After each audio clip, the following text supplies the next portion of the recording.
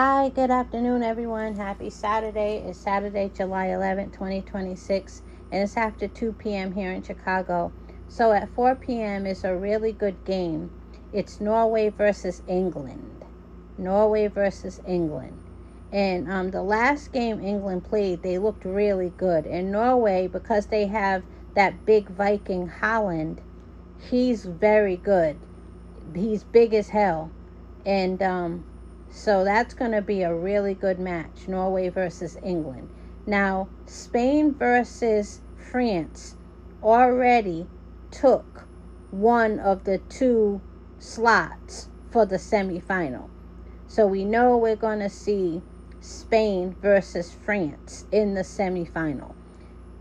So we have two more matches, and they're going to decide who takes the other semifinal spot. So we have Norway versus England, and then later tonight we have Argentina versus Switzerland. So the winner of Norway England will match up with the winner of Argentina Switzerland.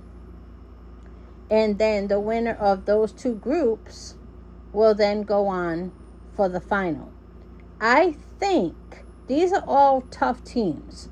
So it's hard to really truly predict, but I think France might beat out Spain and get a spot in the final. And between Argentina and Switzerland, I don't think FIFA brought Argentina this far. Someone said FIFA stands for Fix It for Argentina. FIFA. Fix It for Argentina. I don't think FIFA brought Argentina this far to not make it to the semifinals. So I think Argentina and Messi are going to beat Switzerland. And I think the final showdown is going to be France versus Argentina. That's what I think. But I don't know. Because Spain is a powerhouse. You know, I don't follow Switzerland as much, but I know they're damn good. So you never know, but we'll see. I think Fix It for Argentina is going to come through for Argentina and Messi. We'll see. We'll know tomorrow. Well, late tonight. But here's this video is really more about the exchange between Shakur and what do they call him? Shannon Sharp. I know they kind of ended things all good, but let me tell you why I like that interview. These people think that because Shakur gets attacked a lot on social media and he has a lot of people who don't like him and a lot of people who don't respect his style, they thought it was sweet. But he stands on what he stands on. And that is him seeing himself as the best, and so do I, but I understand some people find that to be subjective. Okay, fine. He stands on what he believes, and what he believes is in himself. And he stands on respect. What Shannon Sharp tried to do was gather up a bunch of hate mail that he read from other content creators and pile them all up together and throw them in Shakur's face. And Shakur basically made a fool out of him. Now I'm telling you how I see that exchange. Shannon Sharp, he don't follow boxing like that. Like most of these dudes do. They don't a lot of these dudes that be talking all of this boxing, they don't really follow boxing like that. They know the names. They know, who's getting dissed the most by content creators. They know the big fights. But a lot of them, when you kind of go into the fighter's history, they don't know. Like Shannon Sharp complaining about Shakur not, hitting enough and not taking enough chances, but he couldn't name a fight in which Shakur is believed to be the most outside of himself in terms of taking a lot of chances and getting hit. And he couldn't name the fight because he only no you know why he couldn't name the fight? Because none of the content creators that he follows mentioned it. That's why. He only knows what's getting mentioned. And I noticed that with a lot of them. Now, I'm not saying that means they're not boxing fans. I'm just saying that even if they are boxing fans, they gather everybody else's opinion, find what's popular, and use that.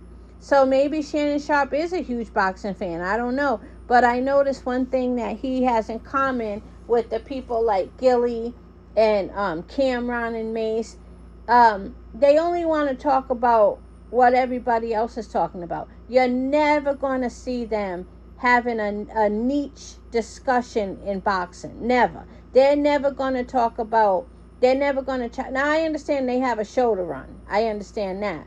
But what comes with that is you taking a chance on what you heard and getting shut down on your own show. Because to me, Shakur shut him down in boxing. Shakur said, you ain't got no business debating me in boxing.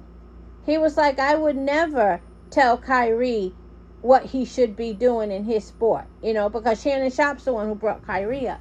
So, yeah, long story short, I think that Shannon Sharpe kind of looked silly, but I know everybody has their own spin on what they saw. Well, I won't even call it a spin. Everybody has their own opinion on what they saw. What I saw was a man, Shakur Stevenson, who believes in himself, who has no problem with his style, and who has not been beaten in his style, and who knows his craft very, very well, and he's not taking no shit. I don't care what you heard this and that and the other content creators say about me. When you come in my face, you need to come correct. That's what the message was from Shakur. And I promise you, if they ever meet up again, Shannon Sharpe is going to tread lightly. Because he also didn't expect Shakur to question him. You coming at me like some big dog who can tell me about my own sport. Let me feel where you're at. That's what Shakur was doing. And he couldn't answer Shakur's question. And Shakur gave us all what you wouldn't believe if Shakur said it himself. So if Shakur had just said it, people would knock it down and claim it wasn't true and call him, Shakap or whatever. So what Shakur did was he questioned Shannon Sharpe, and he left no room for anything other than what came out of Shannon Sharpe's mouth. And that was that he don't know shit about boxing. That's how I summarized the interview.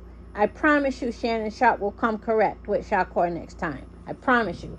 None of that, I just got to keep real with you and tell you what people are saying, you're boring or whatever. He ain't playing that game with Shakur anymore. He won't. But that's all. Have a good day.